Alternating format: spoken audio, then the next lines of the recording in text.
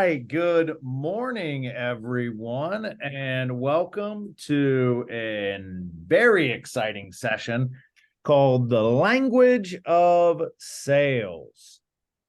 Excited to have this on deck for today. We are moving from a speed-based market, right, where it is who can see the house the fastest, who can show the house the fastest, who can set up their entire brokerage under the concept that nobody else gets to see our listings so that we can have more speed to getting our clients into those homes. From that to a skill-based market, which means that it's not about just pushing paper anymore. It's not about just writing the biggest number on the contract. Right? It's not about cash and no contingencies. That world is quickly fading. And it's about who is the best salesperson? Who is the person who asks the right questions, asks the questions in the right way that allows that client to build trust and make the right decisions? That's what we want all of our agents to be. We start out being really strong salespeople, really strong real estate professionals, and then we turn into really strong business owners.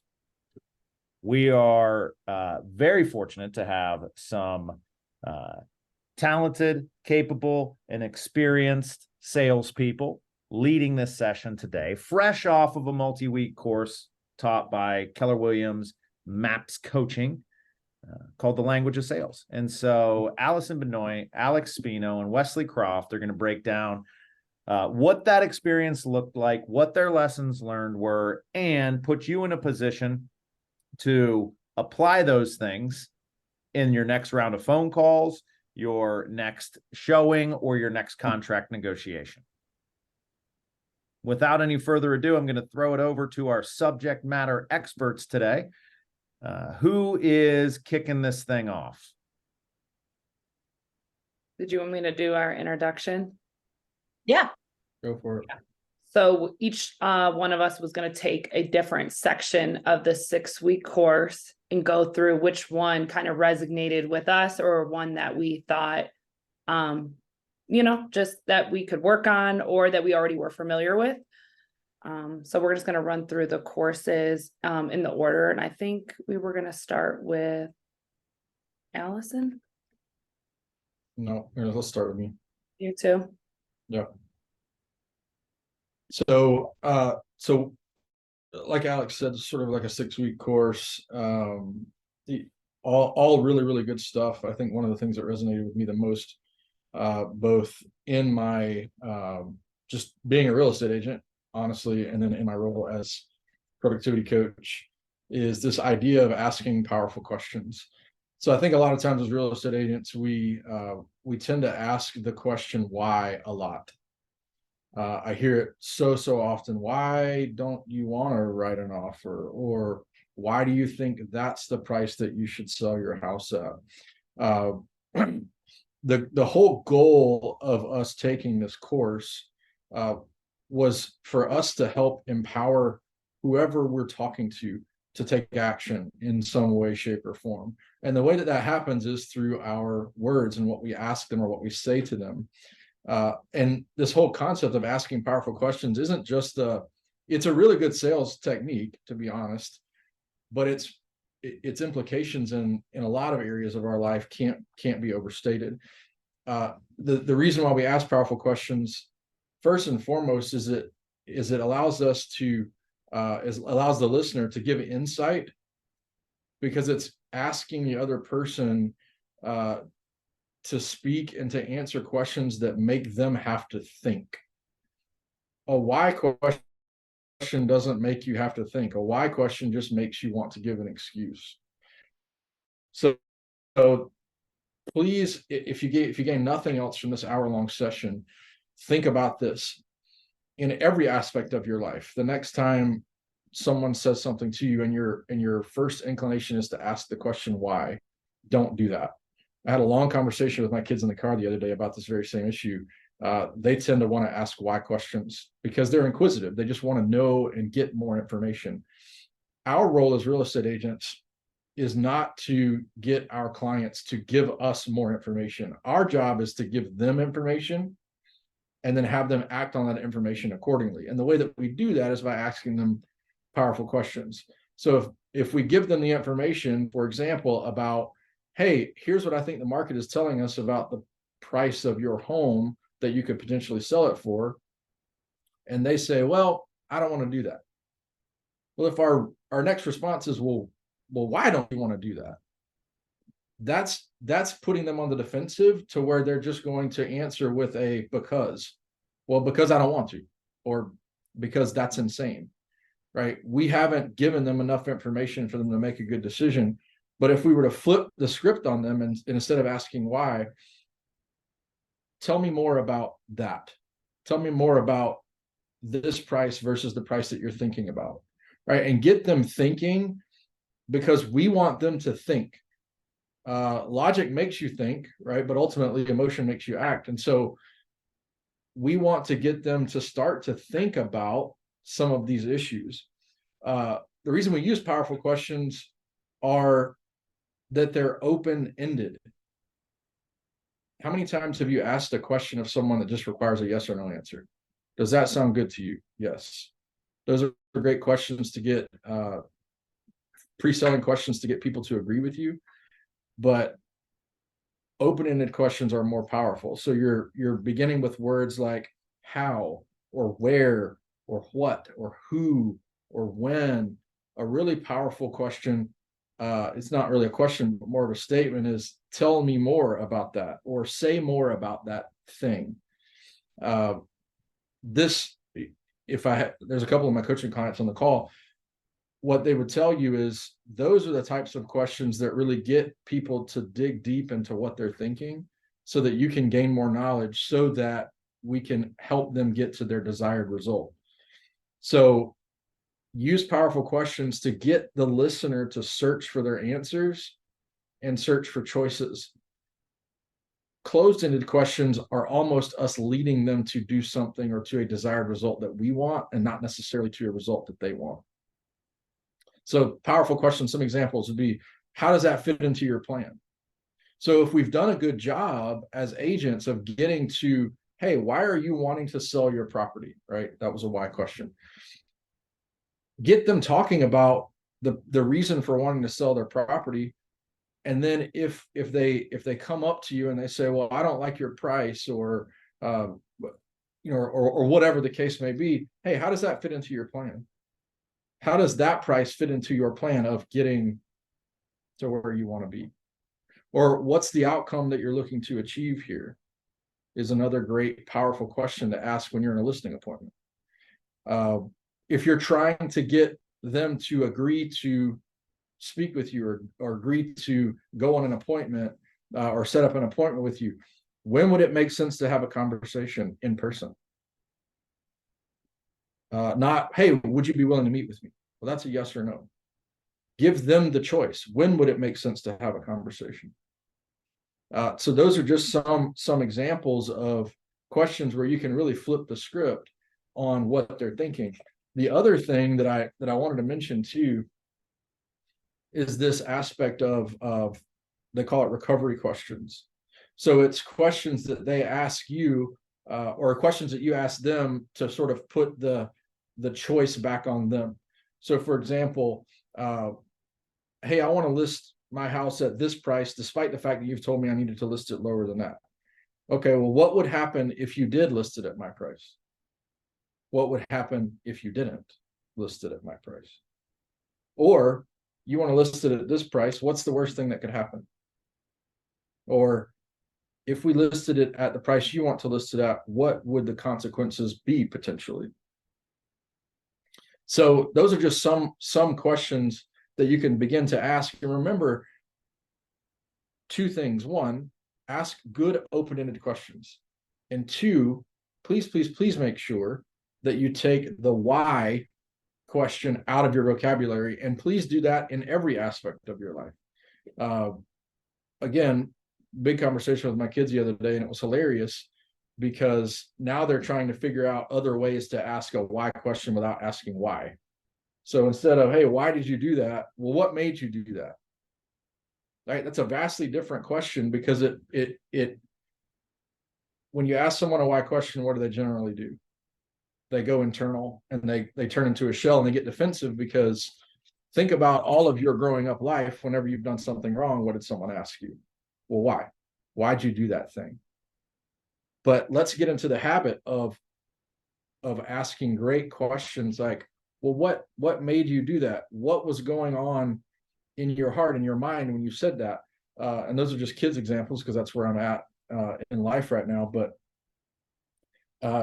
just think through those things. If you don't get anything else from at least the language of sales, that's a great thing to take with you, is this idea of asking open-ended questions, asking powerful open-ended questions. Remember, not all open-ended questions are powerful, but as you're thinking through your next listing presentation, your next buyer's presentation, your next conversation with a client about writing an offer and trying to get them off the fence to write an offer, or to get them off the fence to write a stronger offer than before, try to find ways to ask them really powerful questions that get the choice to go back to them and to get them to start thinking. I'm a big proponent of finding out your buyer and your seller's motivation as quickly as possible, and then not necessarily using it against them, but using it to help propel them to the future that they want. And the way that I've been able to do that is to ask really powerful questions around some of those issues when they come up. So that's my really big takeaway. That's my really big takeaway from the class.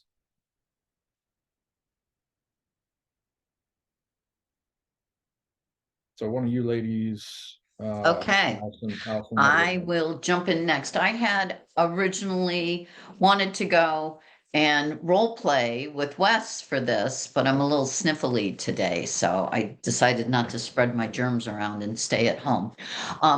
My name is Alison Benoit. I've been with Keller Williams Greater Metropolitan for 9 years. I live in Cleveland Heights, so I go to Pepper Pike often, but I also go to Rocky River. Big proponent of agents coming into the office, by the way, as a little plug, so I can have more fun when I'm there. I was really drawn to this class because I love language, I love words, and I think we should all be very interested in learning how to speak well and to kind of work on our language skills. The techniques that we learned in this class will really solidify your skills as a communicator. You're already good at communicating. We talk for a living, let's face it. These little hints and tricks will just give you a little something extra to kind of push you through in the job of speaking for a living. So one of the things that the coach said very early on that really intrigued me was, she said, people speak without giving much thought to the words that they are using. And I think that is very true. I think it probably happens to salespeople more in their personal lives than it does on the selling floor, so to speak, because we're more measured in when we're with our clients. But everybody has had that incident. I mean, there's a cliche about putting your foot in your mouth. And that's because every once in a while you just blurt out something, and halfway through saying it, you're like, I can't believe I'm saying this. I wish I could stop saying it. Or you accidentally swear in front of somebody's mother, or you're yapping away and you blurt out somebody's secret. It happens to all of us. When we're selling, we're a little bit more guarded. We make sure those things don't happen by doing script practice and role play and objection handling. You know, we really need to continue to hone our skills of speaking. There's a similarity in what we do as real estate agents day in and day out. We sell houses. You know, I don't get up on a Monday morning and go sell cars, and then Tuesday hop into Best Buy and, sling 75-inch TVs. And then Wednesday, I'm cold calling people to sell magazine subscriptions. I sell houses every day. And just like I work on my market knowledge of real estate, you know, we need to know the market, we need to know the neighborhoods, what's hot. I think any of us, if I were to give you a street in a city, you could tell me, am I talking about a $70,000 house or $1 million house? It's just what we do as real estate agents. Honing in on our language skills is really, really helpful. And there's things out there that you can be doing that you probably never even thought about. And one of the coolest parts of this class that really resonated with me was the subliminal rapport building. Now, we're all great at building rapport, right? I mean, we're all just adorable. We're salespeople. Everybody likes us. We like to be liked. So therefore, we are liked. But sometimes you got to get somebody to like you, trust you, and listen to you very, very quickly. So there was a section on matching clients, and there were 3 parts to it. The first is voice tonality. So an example of this is you're going to match somebody's voice. So you're cold calling expired listings, and the person answers the phone, hello. You're going to match that tone by saying hello, a little bit lighter, a little bit, I mean, maybe you do talk like that all the time, but I'm assuming that you do not. So you're matching the person's tonality. Another example would be somebody answers the phone a little bit gruff. Hello. You aren't going to say hello to somebody like that. You're not going to be as gruff as them, but you're going to match their tonality, maybe a little bit lower. Hello, this is Allison. I'm calling you, and launch in. It will kind of disarm them a little bit and give you those few extra seconds to get to the point quickly, so they don't hang up on you or say something mean. You sound like them, and people like people who are like them. Another example of matching speech pattern is the rate of speech. If you're with somebody that talks a little bit slower and is a little bit more thoughtful in their speech process, you should match them. You should be speaking at the same tone. The same thing goes if you're with somebody who's kind of hyper and talks real fast. You may want to speed up your pattern of speech. You're not going to sound overly hyper. How you're going to come across is you're matching their energy. You have the same type of energy that they do. And again, it disarms them. You're like them. They like that. They're comfortable. The other part of that was matching volume, and I have a really great big mouth, so I can't do that. So we're just going to skip right over that. I always have an outdoor voice, and there's nothing I can do about it. The second part that I really liked was repeating back key phrases. So we all have phrases that we use all the time, and sometimes we can get a little bit caught up in industry jargon. This is repeating phrases that your clients are using. So as an example, you have been talking to a couple that is selling their house. You've got your listing presentation. The wife is adorable. You and she have been chit-chatting about restaurants and knitting and puppies, and you've got it down with her. This woman loves you. You're probably coming to Thanksgiving dinner. You know, they just love you. You walk in, her husband answers the door, and he is Count Dracula. He couldn't be any more opposite of her. What are you going to do? So you go in, you greet, you throw a compliment out there to show that you're sincere. You present your agenda, you tell them what you want to do, and he stops you and says, I don't want to walk around the house. I want to get to the bottom line. What are you going to sell my house for? Now, this isn't how a listing presentation works. You need to take control of the situation. You need to do it non-aggressively, but you need to do what you need to do because there's a process, but you can't take on Count Dracula. So what you would do is be empathetic, acknowledge that he wants to get to the bottom line. You can say, I understand that the bottom line on the value of your house is very important to you. There's several factors that are involved in pricing the house. And one really important component of this is the condition of your home. So let me put my stuff down. I'll take a quick walk around. It's only going to take a minute, and then we'll get right to the dining room table and we'll discuss your bottom line. Isn't that okay? So I have been empathetic to him. He thinks I agreed with him, but I really didn't. He still thinks he's in control, but he's really not because we're doing what I want. And I have used bottom line twice with him. So now he thinks, oh, maybe she isn't analytical. Maybe she's not a time waster. And I threw in a tie down just because I love tie downs. I think they're really fun.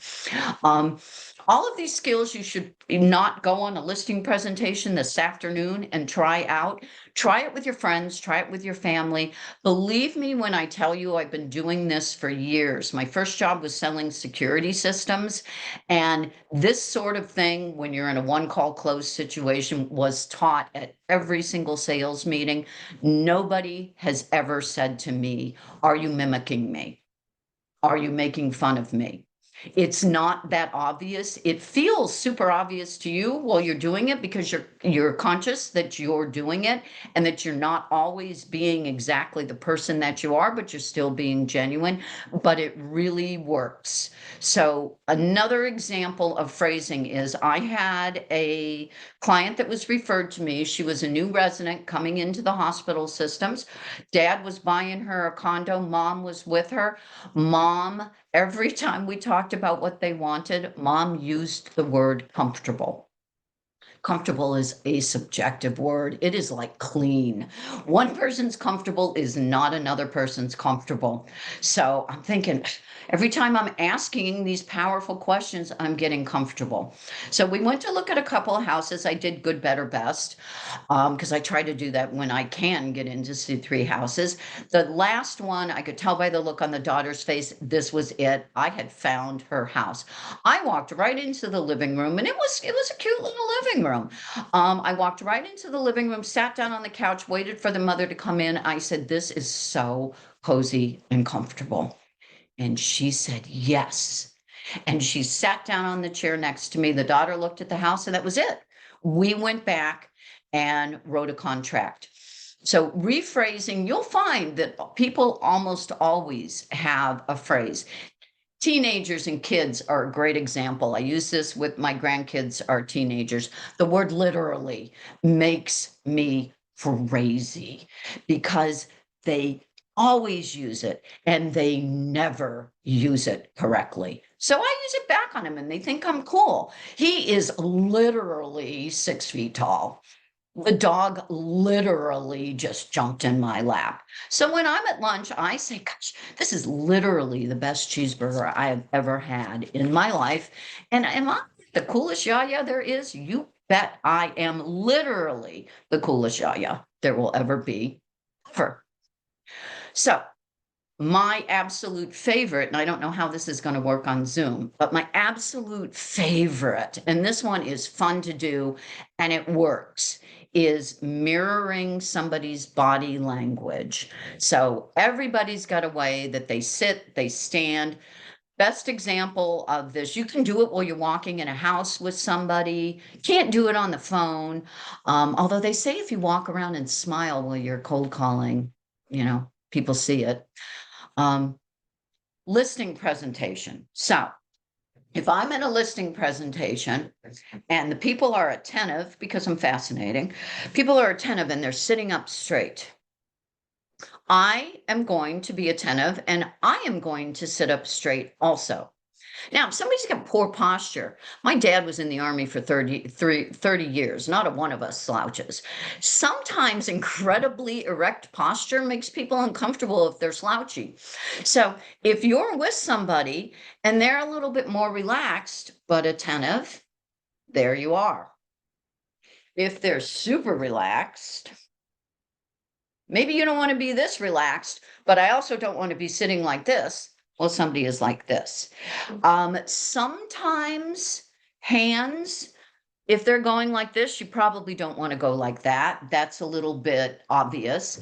But if somebody is like me and talking and moving all around, you may want to talk and move all around. If they're being kind of still and really hanging on your every word, because of course they are, because you've subliminally gotten them to love you.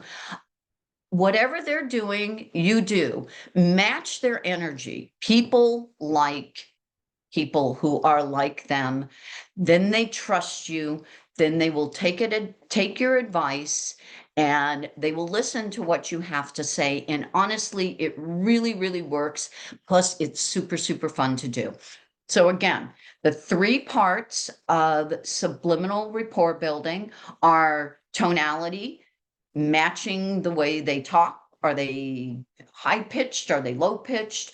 Matching the speed and rate of their sentences, repeating back key phrases, and you can do it a lot. Always works. And then again, the mirroring and matching is super fun. And I'm telling you, when you first think about doing this, it seems obvious and it seems like they're going to like catch you. They are not going to catch you. You're not going to do it. And you're going to practice with your family and friends, and you're going to see that your family and friends don't catch you, so your clients won't either. So go out there and be lovable, so they like you and they listen to you. And that's it for me.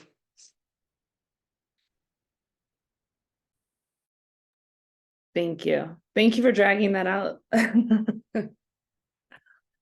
So I got up this morning at 2:30 in the morning to catch a flight. So I have all my notes on different screens. So I'm kind of going back and forth between them.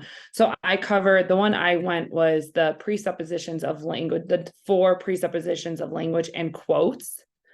And some of the notes that I took down were, it's about the people, the world they live in is their reality. So you have to choose to acknowledge someone's way of thinking is different than yours, and it's based on the data they collect. And a good way that they put it is the amount of information we're processing, it's like confetti falling from the ceiling. And if there was a million data, that's what's coming to our brain every second. 1 million bits of data, 1 million pieces of confetti falling every second. You can only collect 50 pieces at once. You're obviously missing some pieces. So we subconsciously choose what data we want to retain. So you have to recognize that their world is their reality based on what they know. And so the first one is respect for the other's model of the world. You don't consciously choose the information. No 2 human beings have the same experience. So when you're up against an opposition or pricing a home, they're going off what they know and understanding like that's because that's their reality of it. And the next one, resistance in a client is a sign of lack of rapport. So the one I'm covering, it was covered at the end. So all the things that we've kind of went over from Wesley to Alison kind of leads up to this. So if you're meeting resistance with a client, they said that's just a lack of rapport. You didn't build that rapport initially, and now you're handling that now, on the back end, trying to get through an objection of what you're trying to get through to them. But if you didn't build that rapport through what Alison said or through powerful questions, it's going to make it that much more difficult to get through what you want them to achieve. And there are no resilient clients, they say. It's only inflexible communicators. And people respond to their reality. So it goes back to they're going by what they know. And people are not their behaviors. What need might this client's behavior illustrate? So to take a step back and see what need is not being met that the client is giving off, and what could I do to fulfill that need? And people are doing the best that they can. Negative behavior is an opportunity to fulfill an unmet need in our listener. So it's when there's something pushback or negativity, they say to use that as an opportunity because there's a need that just has not been met. And you didn't ask the powerful questions, or you did not build that rapport to get to the bottom of what exactly is that need that they are, yearning from you to achieve, to get to that next point, for them to do what you want them to do to meet their goal. And listen with intent to understand. So we listen to listen and not to respond or to speak, to hear them out. And people don't respond to your reality, they respond to their reality. And they said, we're in the business, we're not in the house business, we are in the people business. And everyone's model of the world is different. And just like I said, negative behavior is usually just a need that has not been met with your clients. And some of the questions they said was, what have you been attempting to communicate that I'm missing? So if something is, they may be communicating and feel like you're not listening or you're not getting it, but asking them the question, and just like Wesley said, we're not asking why are you not understanding me, but asking, what do you need most from me right now? How can I show up differently for you? Or if you have a client that is always pushing back, say, what do you need the outcome to be? So asking questions like that to build that rapport and get down to understand their model, the way they're perceiving the world, the reality they're living in. Because without getting to that, you're not going to be able to get past some of these objections. And the other part that I'm covering is on quotes, which is kind of interesting because quotes effectively move the client towards the goal. Its ability to direct the listener without the message coming from you, because you're quoting somebody else. So it can be saying it came from your broker or your mentor or your network of top producing agents. So when you're trying to get a price reduction or show somebody it's best time to sell, you don't have to have the message come from you necessarily. If you're quoting your broker or your broker's mentor, and I have some examples of that, it's a good way to help move them towards that goal where you're not necessarily the bad guy. You're just delivering the message, but you're not the actual, the messenger of it. And some of those were that I took down. One would be, I was talking with my network of top producing agents from across the country at a recent mastermind, and they were all saying, if you want to sell your house, you should use a strategic list price to drive traffic through the door. And in this example, I'm quoting my network of top producing agents. It's not even coming from me, but I'm quoting that. And when they hear that, it helps kind of carry the message a little more. Or my financial planner said he saw in an article in the Wall Street Journal recently that said to list now while there's less competition. And that's a quote, an extended quote is one that when you extend, so your financial planner is quoting the Wall Street Journal. So it's a quote on a quote. And those are just good ways to carry a message without it necessarily coming from you. Because if you're having a hard time getting that message across, but you're quoting NAR or your mortgage broker or your mentor, your coach, and you're using them as the quotes, or even past clients to say, hey, my past clients felt that this was the best time for them to buy because there was less competition in the market than there was in the spring. Or that they sold now because it was the best time for them to get the equity out of their house versus waiting till next year. And it's not coming from you, as you're just quoting what your clients had told you and you're sharing it with them. So those are the two main parts of mine, but it was a big part of it is just trying to meet somebody where they're at using all the techniques that obviously we're only covering 3 weeks of the 6-week course, but through powerful questions and rapport to get to them to move to the direction. And it's always for their benefit. we're not trying to push them in a direction that is negative or not going to benefit them. You're moving them into the direction of them achieving their goals. That's all you're doing, is just trying to help them, move them in the direction of achieving something that, you know, they're hiring you and asking for your help to. And sometimes you're meeting that with some resistance. And as they say, that's usually an unmet need when someone starts giving you that pushback and you didn't, you know, establish that rapport and ask the questions you need to get down to the meat of what's going on and like their big why, basically. Yeah, and I think one of the things that, to piggyback off of what Alex is saying, one of the things that was so powerful about the session that she's talking about is we all go into a conversation with presuppositions, right? We all go into a conversation thinking that we understand how to communicate well with other people. And what the coach that taught this class was saying is that we don't really, and especially with sales skills in our industry, typically we walk into a situation thinking negatively already. How in the world am I going to convince them of this price, right? And so instead of walking into it with a positive presupposition, you know, especially the 4 that Alex talked about, respect for the other person's model of the world.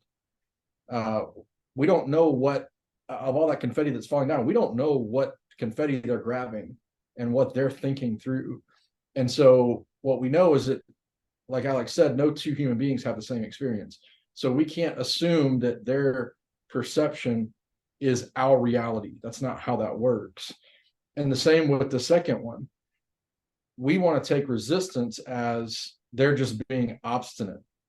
But the reality is resistance is just a lack of rapport between the 2 of us. It's got nothing to do with how they perceive the world. And then when they start to behave or act aggressively or standoffishly or in a manner that's not conducive to getting the deal done, we just assume, well, they're just mean, or they're obstinate, or they're not wanting to work with me. And that's what the third presupposition that she's talking about is all about. People are not their behaviors, but we assume that they are. We assume that because they're acting in a certain way or responding to our questions in a certain way, they're being antagonistic. And that's generally not the case. People are not their behaviors. Maybe they're having a bad day, right? Which leads to presupposition number 4, which was people are doing the best that they can. What can we do in that moment to move them one spot to the right, one tick to the right? Hey, what is it that I am, or what is it that you're attempting to communicate that I'm not hearing? And that's a great question, especially when we get into those situations, and we've all been in them, every single person on this call. And if you haven't been in one, you will be in one. But I think walking into a situation and a conversation with those presuppositions in mind will help us to be able to disarm them in a way that helps get their outcome, their ultimate outcome, helps us get us closer to that. So yeah, I definitely love, you know, everything that Alex has said about presuppositions. And I think it's so powerful because we often walk into most of our conversations with a completely different set of presuppositions than we probably should. So yeah, thanks for doing that, Alex. That was great. But yeah, people are not their behaviors. They may have there may be bad behavior, but that doesn't make them a bad person. You know, like they're not defined by their behaviors. And resilience is just an unmet need to drill in more. And I think those questions I said is, what have you been attempting to communicate that I'm missing, or how can I show up for you differently? And it goes back, you're not asking why are you saying that? Why are you feeling that way? Why do you think that? Because they automatically will put them on the defensive and they will shut down. Exactly. But asking someone, what can I do differently for you? How can I show up for you? Like he brought up in the powerful questions, it gets somebody to stop and really think about that. Yep. We did want to, unless the two of you ladies have anything else to say, we did want to sort of open it up for any questions, any feedback, any any comments about what we've said or things that might be helpful for the general order. Yeah, and we only covered 3 weeks of it. We didn't go through embedded commands or tie downs. There was this was only half of the course. It was a great course. Did you do the tie downs? I've always been kind of unclear on what a tie down is, and if you could explain it a little bit. Glad you asked. Yeah. Do you want to go through some of them? I am a huge fan of tie downs. Wouldn't you agree, Alex? Yes. Ready to sell your house now? Embedded commands. Yeah, so the tie downs are like you put them at the end, and do you want to go over it then, Alison? You just used one. Yeah, the point of a tie down, I think, is to get your clients agreeing with you and saying yes. So for instance, you're walking through a house and it's got a big island, and they've already told you that they have a big Halloween cookie baking party every year. So you would say, oh, this island is fabulous. Isn't this going to work well for your Halloween baking party?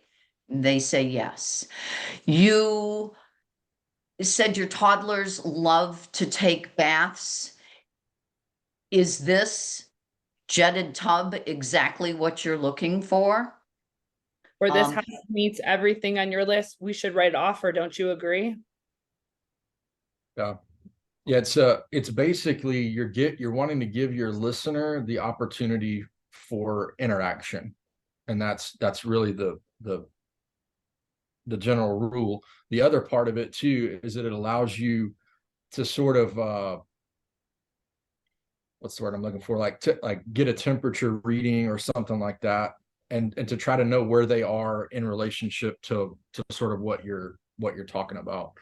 So like some great examples would be, isn't that what you want? Won't that be great? Isn't that true? Can you see how that works? Those sorts of things.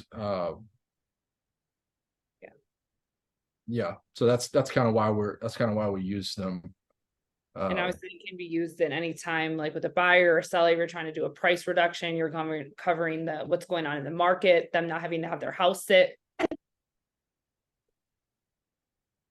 Showing Right. that you're kind of directing them to make that decision, but you're always directing for their best interest. Yeah. Some examples, like you do want the most money possible, correct? Or we don't know what the market will be several months from now, so we should probably take action now. Fair enough. Yeah. So you're always trying to get them to give some sort of agreement, and trying to gauge kind of what they're wanting to do within that conversation. Yeah, you don't want to open your house and let it sit on the market for the next, how many months. Yeah. Yeah, great question. Thanks, Shoshana.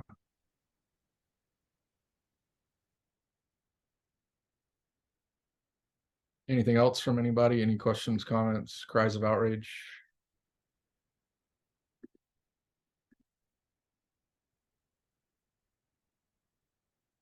Awesome. Well, that's, I think, all we have, unless you ladies have something else you want to add. No. Awesome. Great job, you guys. Thanks. Thanks, Justin. Thanks so much, everybody,